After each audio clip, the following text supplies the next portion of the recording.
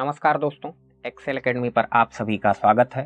साथियों, मिस्र के शर्म अल शेख में चल रही COP27 के सम्मेलन में आईपीसीसी ने स्पष्ट किया है कि जलवायु आपदा सामने आ रही है। आपको बता दें कि आईपीसीसी यानी inter governmental panel on climate change जलवायु परिवर्तन से संबंधित विज्ञान का आकलन करने वाली एक अंतर्राष्ट्रीय संस्था है। इसकी स्थापना संयुक्त राष्ट्र पर्यावरण कार्यक्रम और विश्व मौसम संगठन द्वारा वर्ष 1988 में की गई थी। यह जलवायु परिवर्तन पर नियमित वैज्ञानिक आकलन, इसके निहितार्थ और भविष्य के संभावित जोखिमों के साथ साथ अनुकूलन यानी एडॉप्टेशन और शमन मिटिगेशन के विकल्प भी उपलब्ध कराता है। ग्लोबल वार्मिंग पहले ही 1.5 डिग्री सेल्सियस को छू चुका है और इसके परिणाम स्वरूप चरम मौसमी घटनाएं जैसे हीट वेव्स, सूखा, बाढ़ लगातार और गंभीर होती जा रही हैं। विभिन्न राष्ट्रों के वर्तमान प्रतिबद्धताओं और नीतियों से इस सदी के अंत तक तापमान में 2.8 डिग्री की वृद्धि होगी। ग्लोबल वार्मिंग को 1.5 डिग्री तक सीमित रखने के लिए जो अवसर हैं हमारे पास, वो तेजी से समाप्त हो रहे हैं। अगर आप ये जानना चाहते हैं कि 1 डिग्री का लक्ष्य क्यों महत्वपूर्ण है, तो आप हमारी COP27 वाली वीडियो देख सकते हैं। इसे रोकने के लिए कार्बन उत्सर्जन में 2030 तक 45% की कमी लानी चाहिए और 2050 तक जीरो कार्बन उत्सर्जन होना चाहिए। लेकिन इसकी संभावना अभी तक नहीं है, परंतु ऐसा नहीं है कि इसे किया नहीं जा सकता है। ऐसा करना अवश्य ही संभव है। G20 देशों का वैश्विक कार्बन उत्सर्जन 70% से अधिक है। उनका पूरी दुनिया में जितना कार्बन उत्सर्जन होता है, उसमें से 70% से अधिक योगदान G20 देशों का होता है।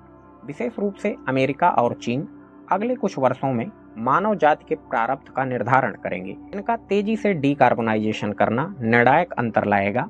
इनके ऐसा करने से बाकी दुनिया के लिए भी इसका पालन करना आसान हो जाएगा। प्रमुख वैश्विक शक्ति अमेरिका के पास सबसे महत्वपूर्ण जिम्मेदारी है, क्योंकि कहा जाता है great powers come with great responsibility.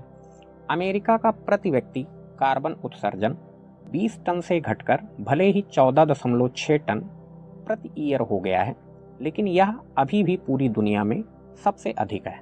चीन का 8.4 टन, यूरोप का 6.8 टन प्रति व्यक्ति है। यहाँ पे ध्यान रखिएगा, प्रति व्यक्ति प्रति ईयर है। अमेरिका के साथ समस्या ये है कि अमेरिका आंतरिक रूप से जलवायु परिवर्तन के मुद्दे पर विभाजित है। रिपब्लिकन पार्टी इस मुद्दे पर त्वरित कार्रवाई करने की आवश्यकता नहीं समझती है।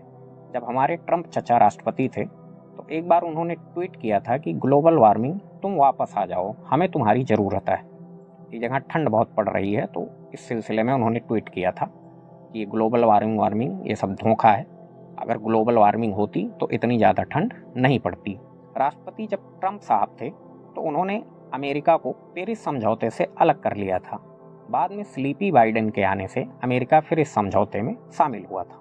बाइडेन को जलवायु परिवर्तन से निपटने के लिए $369 बिलियन की व्यवस्था करने के लिए भी लंबा संघर्ष करना पड़ा। क्यों करना पड़ा? चूंकि वह आंतरिक रूप से विभाजित हैं। डेमोक्रेट इस मामले में थोड़ा सा प्रगतिशील है, लेकिन जो रिपब्लिकन पार्टी है वो इस मामले को सिरे से खारिज करती है, क्योंकि उसको लगता है कि ये सब समझौता अमेरिका को दंडित करेगा।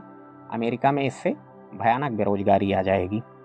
फिलहाल ये जो $369 बिलियन का बजट उन्होंने पेश किया है, ये प्रस्तावित बजट से भी बहुत ज़्यादा कम है।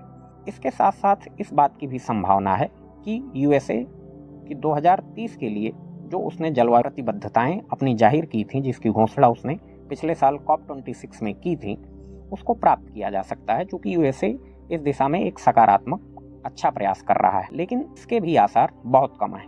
सबका कारण वही है, क्योंकि वह आंतरिक रूप से विभाजित है। चीन, जो कि दुनिया का कारखाना बन चुका है, उसके द्वारा सबसे ज़्यादा उत्सर्जन किया जाता है।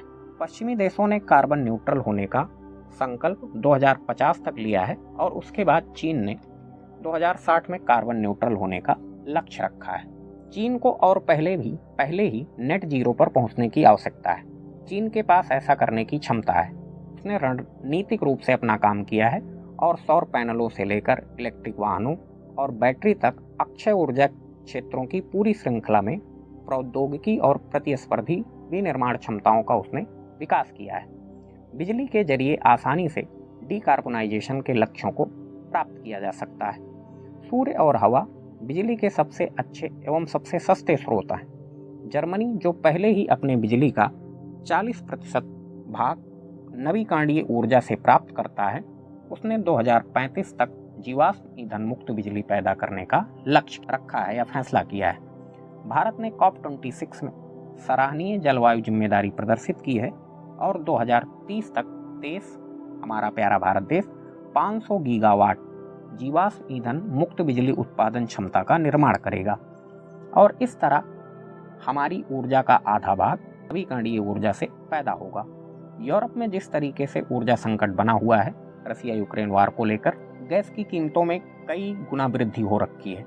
इन सब परिस्थितियों ने नवीकरणीय ऊर्जा की ओर जाने के लिए और भी अन्य देशों को मजबूर किया है, खासकर यूरोप जैसे कंट्रीज को। उन्नत अर्थव्यवस्थाओं जैसे अमेरिका, चीन, यूरोप, जापान और दक्षिण कोरिया को 2030 तक कार्बन मुक्त बिजली प्रणाली प्राप्त करने का लक्ष्य रखना चाहिए। निसंदेह यह थोड़ा सा चुनौतीपूर्ण कार्य अवश्य होगा, लेकिन इन अर्थव्यवस्थाओं की तकनीकी क्षमता से ये असंभव नहीं है। इसके जरिए मांग और रोजगार का सृजन होगा और दुनिया भर में जो मंदी का माहौल बन रहा है, उस मंदी का भी मुकाबला आसानी से किया जा सकता है। अमेरिका में भी मंदी का अच्छा खासा माहौल है। उनका केंद्रीय बैंक यानी फेडरल रिजर्व अमेरिकन इकोनॉमी को मंदी की ओर धकेलने पर आमादा है। इस पर हमारी एक डिटेल वीडियो उपलब्ध है, आप चाहें तो उसे भी देख सकते हैं। इलेक्ट्रिक वाहन दुनिया भर के बाजारों में अपनी पहुंच बढ़ा रहे हैं। यूरोप ने आंतरिक दहन इंजन वाले वाहनों की बिक्री 2035 तक समाप्त करने का निर्णय लिया है, जबकि यूके ने 2030 तक इसकी समय सीमा निर्धारित की है। इलेक्ट्रिक व्हीकल्स के जरिए ग्लोबल वार्मिंग को 1.5 डिग्री लक्ष्य के करीब रखा जा सकता है। उन्नत औद्योगिक अर्थव्यवस्थाओं को अब तेजी से डीकार्बोनाइजेशन हेतु कार्य करने की आवश्यकता है। उनकी कथनी और करनी में किसी भी प्रकार का अंतर नहीं होना चाहिए। विकसित देशों ने $100 अरब प्रतिवर्ष वित्तीय मदद विकासशील देशों को देने का वादा जो किया था, वो फिलहाल अभी तक पूरा नहीं हुआ है। उनके जरिए उसको भी पूरा करने का पुरजोर प्रयास करना होगा, तब जाकर इस समस्या का हल निकल पाएगा। साथियों, तो आज के सेशन में इतना ही।